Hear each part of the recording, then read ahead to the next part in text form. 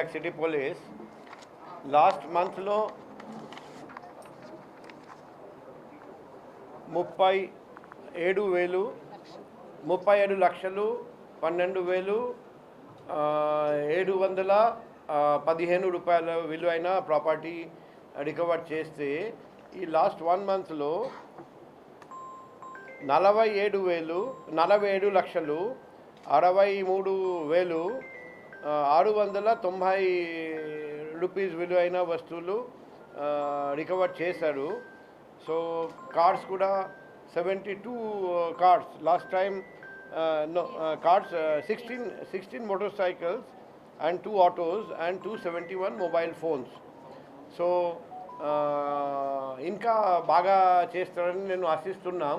ఇప్పుడు ఇంకొక ముఖ్యమైన పని వచ్చేసి not only crime detection but also crime prevention.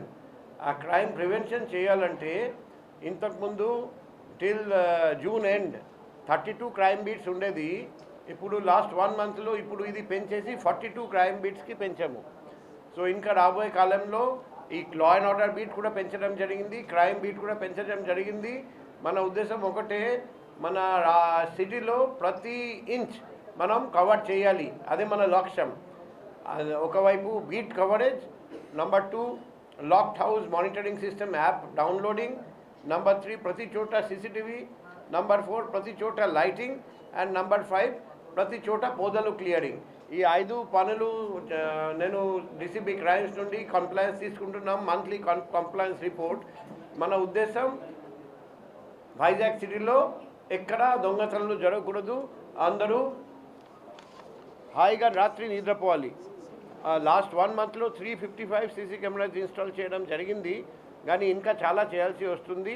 మేము ప్రతిరోజు డిఎస్ఎల్లో కూడా ఈ 5 పాయింట్ మీద ప్రోగ్రెస్ తీసుకుంటున్నాం.